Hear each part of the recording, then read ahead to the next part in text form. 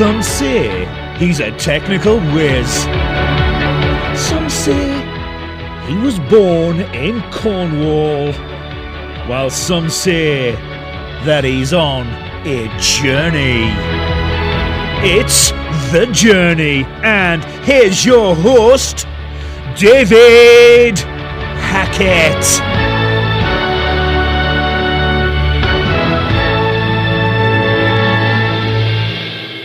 Hi everyone, another journey, and today's journey is going to be from a graduate from Antioch University with a master's degree in psychology and counselling, and that was way back in 1989, and I was only 6 years old at the time. And this person also co-directed a sexual abuse treatment program called Parents United in Santa Fe, New Mexico in 1991. And has had a small private practice before going into private practice full time. She has been a psychotherapist treating children, families, couples, and individual adults for 32 years, and has worked extensively with abuse and dysfunctional family dynamics, their aftermath, and some of the most important elements for healing. They have also published 2 books, which I no doubt will be told where they will be when we ask them, and they are called A Light in the Darkness and Into the Fire. And they are presently working with a professional editor on the book they have written about bringing America to therapy. They live in Taos. Now, I'm not American, so I apologize. Where's and I'm just trying to think off the top of my head. I'll ask in a minute. Anyway, mostly retired now, focusing on writing, and we're going to introduce Phyllis Leavitt. Right? Leavitt, yeah. Leavitt. Welcome to The Journey. Thank you so much for having me. I really appreciate being able to talk with you today. No worries. And as I always say, the bio will be, what I just read will be written down below or, afterwards. But every journey starts somewhere, and then the joke goes, yes, we was born, and that is a long-standing joke, and you understand why it's a joke. But where does your journey begin? Well, I think the part of my journey that I want to share today is that when I was really young, I knew I wanted to be a writer. I think that, I don't know if you're born with those inclinations sometimes, but I always wanted to be a writer. And I had no idea what I wanted to say.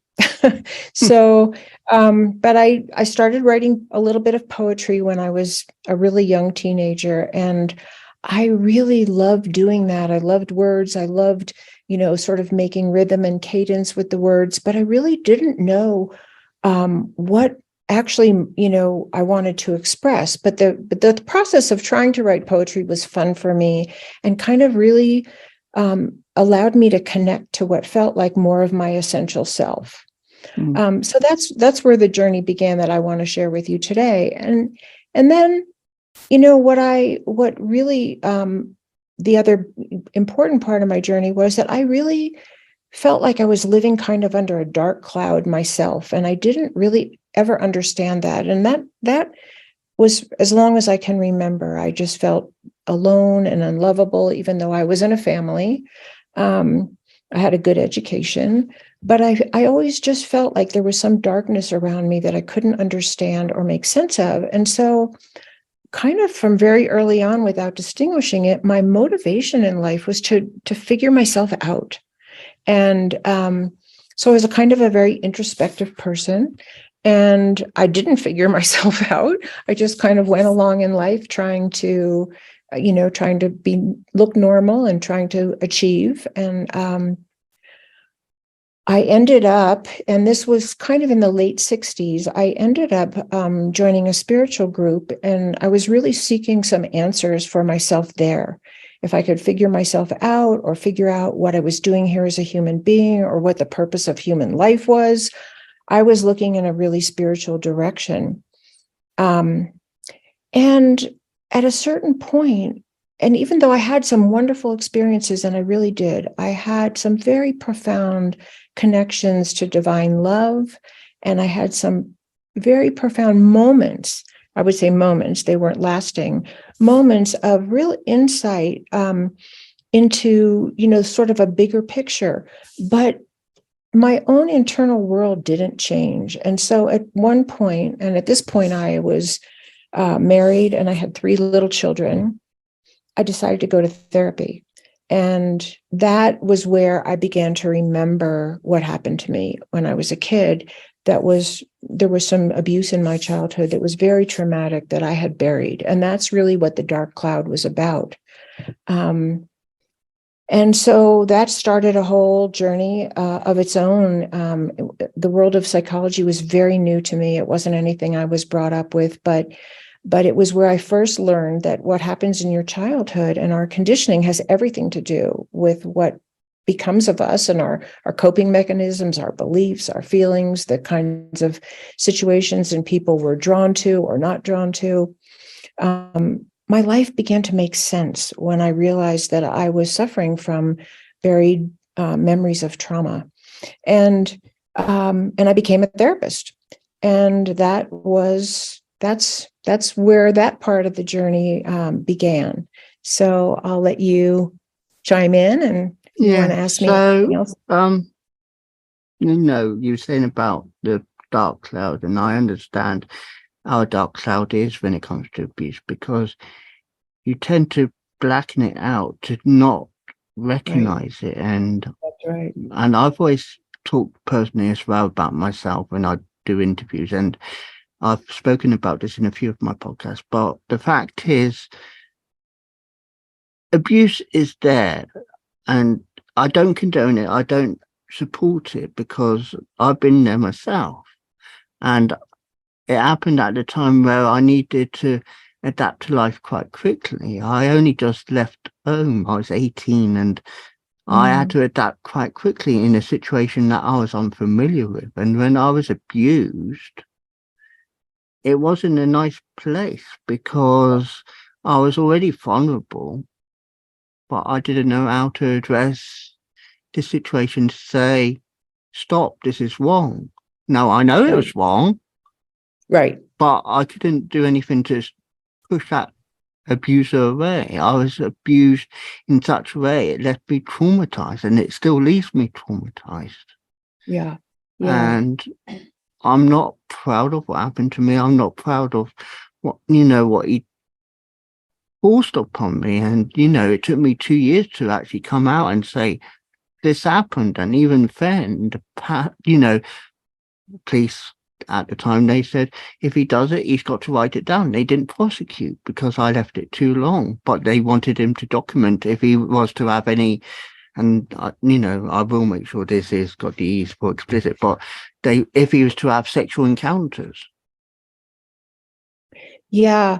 I mean, there's so much trauma, not only around the abuse itself, but on either not being believed or not being protected or feeling shame about what happened, even though it's not your fault. It wasn't my fault when I was a little girl, but that's not what we internalize. We internalize shame about what happened, and it's hard to talk about. And I know for me, I didn't want to be one of those people, whatever I thought one of those people was, but I was one of those people, and it had really affected my life really deeply. And so, one of the things I was touched by in one of your podcasts that I watched, where the man was talking about the motivation behind what he does now. And it made me think, the whole motivation of my life has been to figure it out, to go deep, to go inside. That's just the nature of me. And so becoming a psychotherapist was sort of a natural outcropping of that. And what happened for me, so I just followed that thread. There was no other thread to follow. And I really enjoyed working one-on-one with people. And because I was doing the work on myself, what other people had experienced that was really heavy and dark and frightening didn't frighten me, because I'd already been going through it myself. And so I think that helped bring the people toward me that were the right fit for the kind of work that I did, which I really like to do, really deep inner work with people and help people move through what I had struggled so hard. And, it was an ongoing process. It wasn't an overnight process of moving through.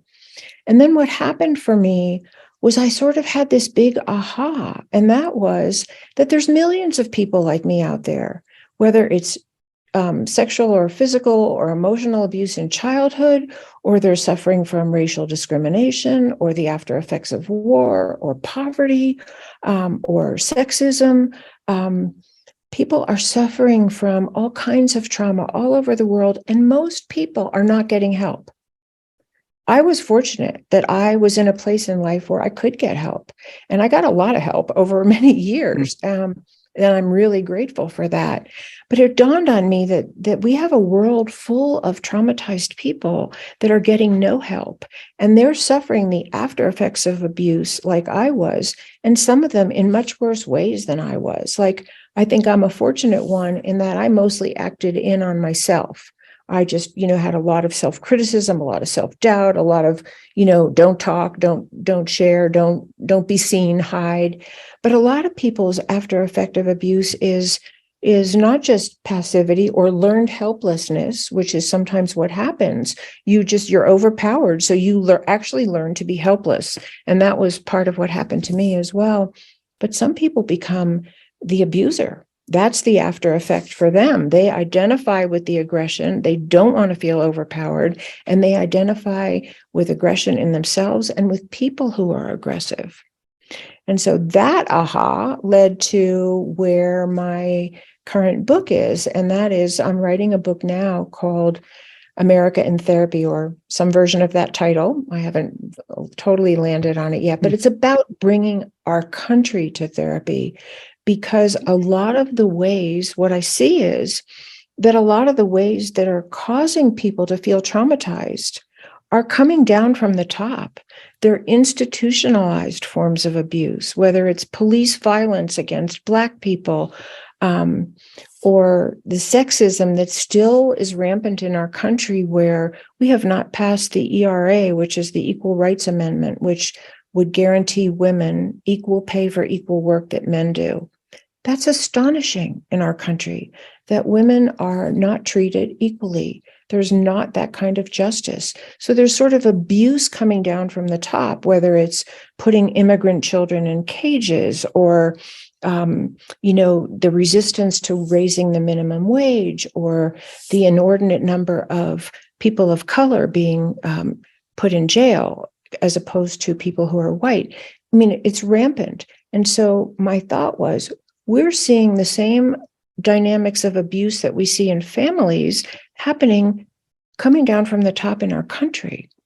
And that psychology really holds some of the answers. If I could find healing, if I had the safety to go down deep into the roots of the violence that I experienced and come out the other side, then our country can do that too, if we want to, if we're committed to it, if we want to use some of the skills that we already know from the field of psychotherapy that we could use on a national level. What if we had a mediator in Congress that was actually whose official job was to help opposing parties talk and listen to each other with respect and openness, rather than infighting and this huge partisan divide? What if we had that as part of our government? So that's where my book came from. It came right from my personal experience, to realizing I'm not alone, to realizing these dynamics are rampant in our society, and we do have the tools to stop this if we want to use them. And that's really what my book is devoted to. And you talk about the divide wherever you are in the world.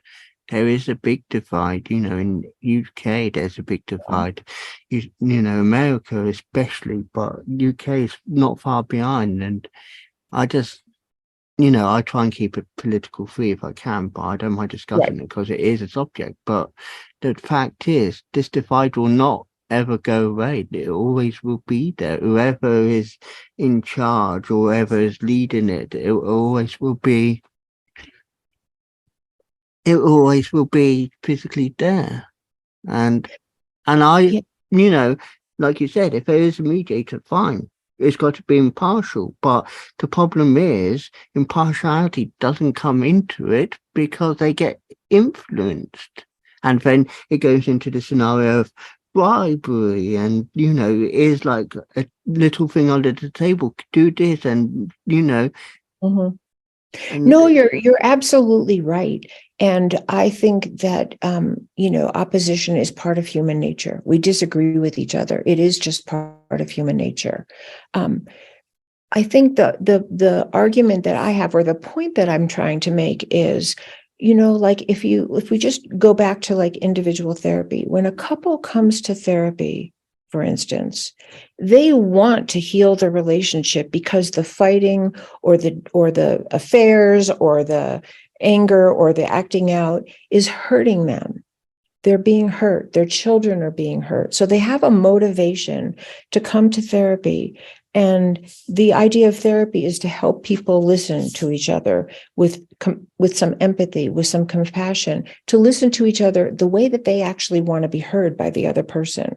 And this is a skill we can learn. Will we always ever agree? No. I don't think that's possible for human beings. But we don't have to agree. We just have to agree not to act out on each other when we don't agree.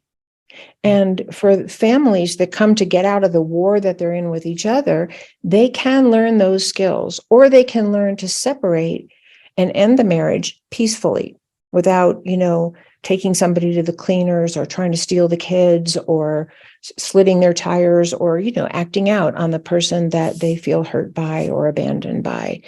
And my contention is that we can learn to do that as a country.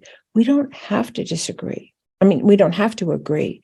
We can learn the skills of peaceful conflict resolution if we have the motivation. A fighting couple has a motivation if they want to stay together.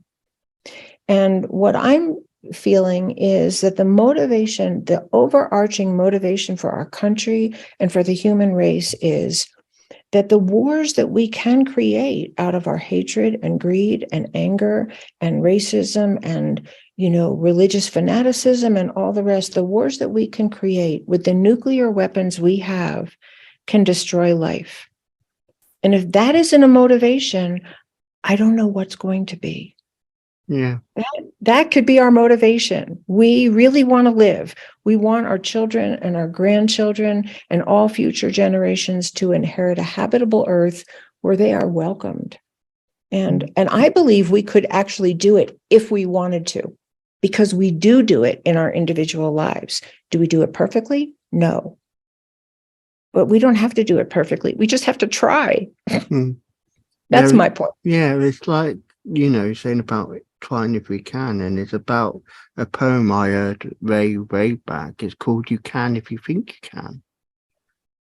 Absolutely. And I don't know the exact words off by heart, but it's about, I can find it. But the fact is, it's not about the fastest, slowest one, the person who talks louder than the others. It's about the person who thinks they can. So it talks about the one individual. It doesn't say about a group. It says about the one person. And when I first heard that poem, it inspired me so much, because the fact was of how it stood out.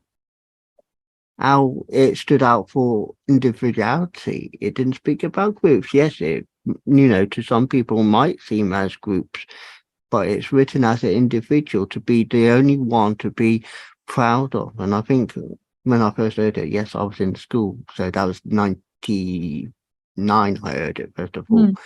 And it was just so powerful. It was that sort of impact that left me inspired to use it often, and I have used it often in certain things I've done in the past, because it is a good motivational therapy talking where people can say, yes, I can, because I believe I can.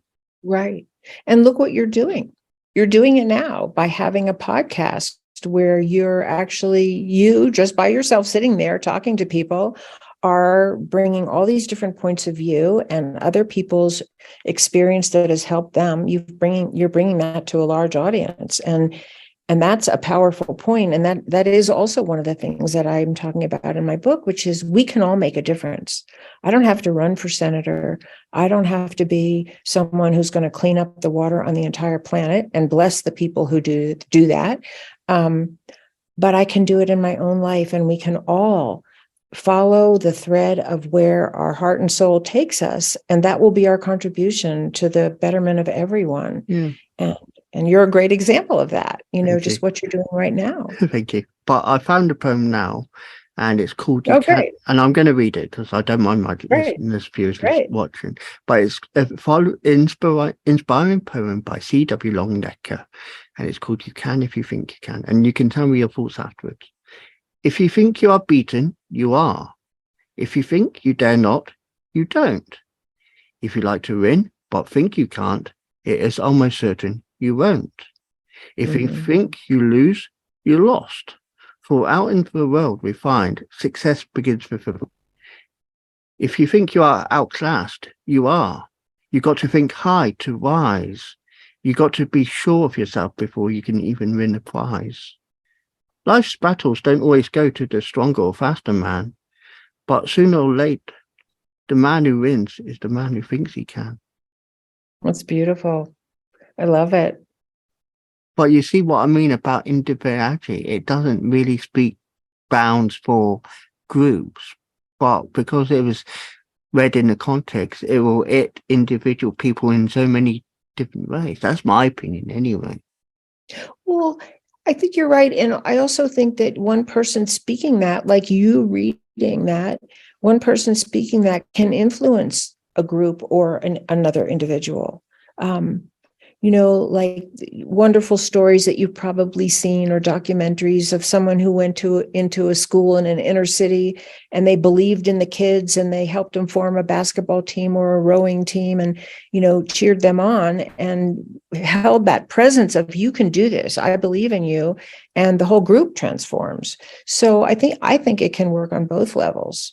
Yeah. And, when I first read it, because I actually did use it in a speech I did, I was 16. It was the first time I did a speech in front of anyone. It was, I was leaving school, because obviously in England you leave school at 16, and I did a award ceremony. I was part of it because there was 2 categories in the awards. There was a bronze award, which is what most students went for because it was the baseline, award.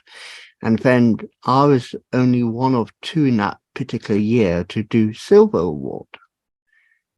So I did the silver award, but the fact was that there was like 60 different about 90 people in this one auditorium, if you want to call it that. And I said, I want to read this poem. I knew about it before I did it, so I knew what to say. I said, I want to read this to these people who went through what I did. Wow. And I went up there Beautiful. after I received my award, and I said, because I was only one, like I said, one of 2 to get the silver, I felt like I had to influence everyone there. And I said, I want to read this. And just, they were all joking, laughing, being noisy like teenagers are. Right. But as soon as they heard me start that poem, they just went all quiet and they listened. See, and there was your group. Yeah. There was your group. Beautiful. So beautiful. Like, I think it's just that principle of, somebody lit your flame, and then you lit the wick of other people and their flame started to burn. And that's the beauty of what we can do with sharing the best of ourselves with other people. And that's the purpose of the journey, because I believe, everyone's got a journey. I've always said the motto, is everyone's got a journey. Everyone's got a different story to tell.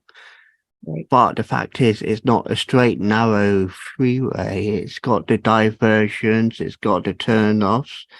That's the journey, not one straight road where you can go. Absolutely. 70, Sometimes you don't know where you are, right? Yeah. You don't know where you are in the journey. Right. But that's part of learning. Yeah, totally. That's part of understanding. Okay, I'm here. Why am I here? Because I'm learning. Why are you learning? Because I want to grow. That's right. That's it. That's the bottom line. I want to grow. I want to have a better life. So that was before, like I said, that was before I was sexually abused. And after I was sexually abused, this was like 2 years before I was sexually abused. But, I was confident. I was shy. Yeah. I was having troubles. But as soon as I got abused, it knocked me back to the stage of where I was when I was a young child because I didn't know what to do. I was scared. Yeah, it's very frightening. And like I said, I still have flashbacks now. I'm not saying it's intentional because I often do push people away when they try and be affectionate, be loving, being kind. Because I don't intentionally want to hurt them because, they support me. But I have to block up because I feel like I'm being attacked again. Yeah. No, I'm not saying that person's going to attack me. I know. That's a PTSD response. That's a traumatic response. And that's what I'm talking about, that there's millions of people like this, that don't know why they're suffering, why they do or feel the way they do. And my prayer, my hope for our country and the world is that we start putting our resources into helping people, not building bombs and not, so materially focused, but to really help people and families and address the issue of sexual and physical violence. Because this is what I've found in my practice, that most perpetrators have also been victims. So we have to stop the cycle somewhere. And that's sometimes hard to digest, because we want to be angry at the perpetrator. But most perpetrators didn't get that way by accident. Yeah. They had some either abuse themselves or exposure to violence, or they were conditioned to believe that was what you're supposed to do or allowed to do, or nobody ever gave them any limits and boundaries on, what they could do and what they were entitled to. And so, the whole idea is not to blame and punish. The whole idea is to stop the cycle. And yes, sometimes people need consequences for what they did and they have to be held responsible. Absolutely. But I was just going into the future now, and you've already pretty much touched upon it. You said about breaking that cycle. Do you think it will ever be achieved realistically if people put their minds to it?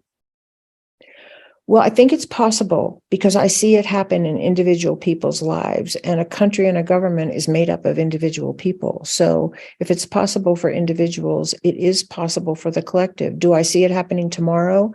Probably not. I think we have a lot of work to do as individuals and a country to even recognize what we're trying to heal and to find the motivation to heal it. My guess is that that we have to feel it more deeply. One of the things that I talk about in my book is that we're kind of a culture that's focused on not feeling pain. And of course, no one wants to feel pain. I don't want to feel pain, but there's a certain place for pain. That pain is a motivator to actually heal. So if we were able to look at some of the emotional pain in our culture as the access to healing, rather than just numb ourselves out or distract or project it onto somebody else, then I think we have better access to looking for that healing in ourselves and stop projecting it onto other people, our pain onto other people. Does that make sense? Yeah. Yeah, like there's a way that in good therapy, you can feel some of your pain. You need to. It's not like you want to be re-traumatized or go back and stay in a traumatic space. But the pain is the motivator to heal. Just like if you have, if your appendix is bursting, you don't want to numb that pain out. You want to get the appendix out. Yeah. Right? And that's an emotional pain is the same way.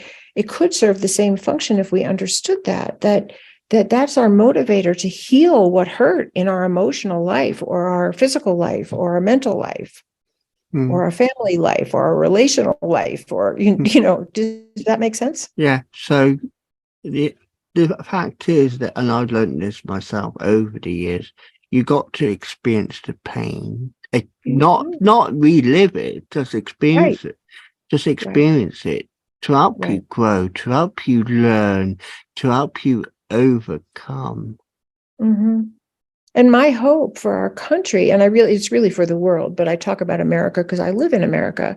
My hope for our country is that we can take the pain that we're experiencing seriously. like, for instance, the mass murders that are happening on almost a daily basis sometimes, this is raw pain. The people who are doing it are in pain, or they wouldn't do it. And the pain that they're inflicting on their innocent victims is something I don't even know if I could imagine. And so my hope is that as a country, we will take that as a sign that we need national healing. We need to focus on people. We need to take care of each other so that children who are really symptomatic are seen and helped before they go shoot up a school. And, talking about news events, and it goes opposite of what we're talking about, but you talk about people helping each other.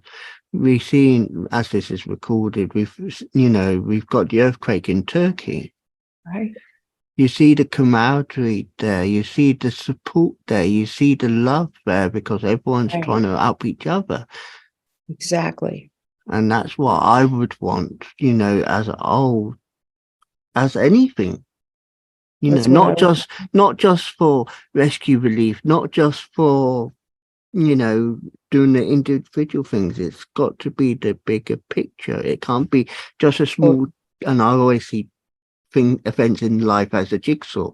You can't just be one little piece. You got to be the bigger, clearer piece where it makes sense of what that image is.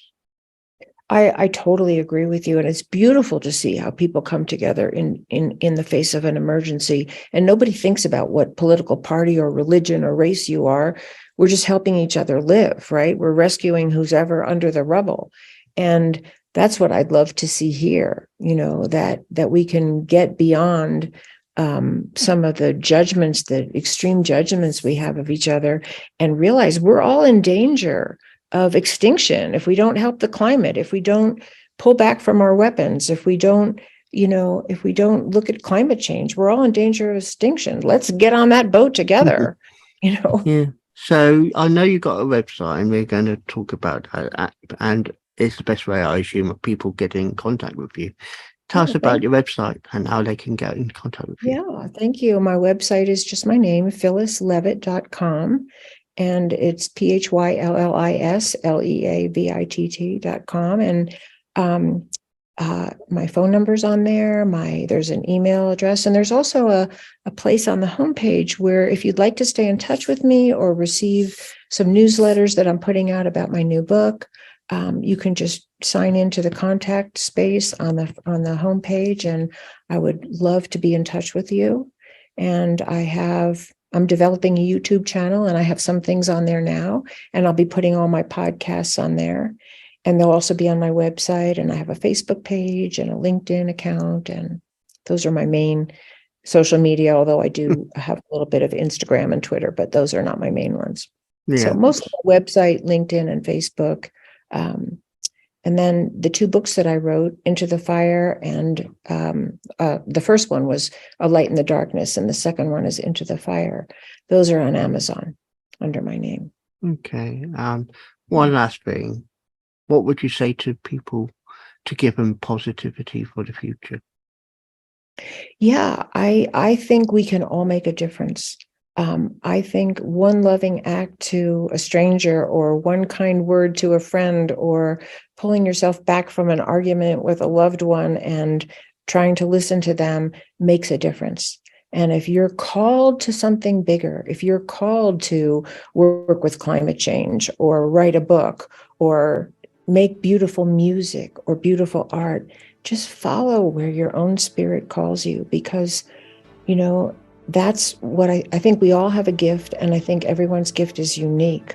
So share yours, because we need it. We need everybody's gifts. Phyllis, it's been a pleasure talking to you on The Journey today. And a pleasure talking to you. I really appreciate you, and thank you so much for having me. Thank you.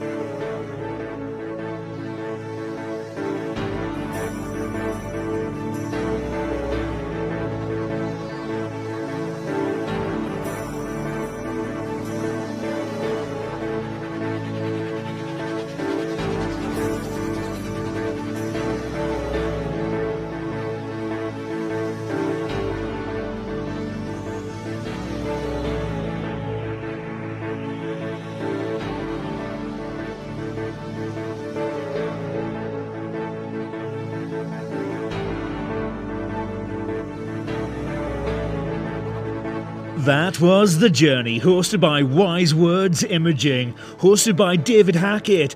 Be sure to like, subscribe and listen to another journey coming soon.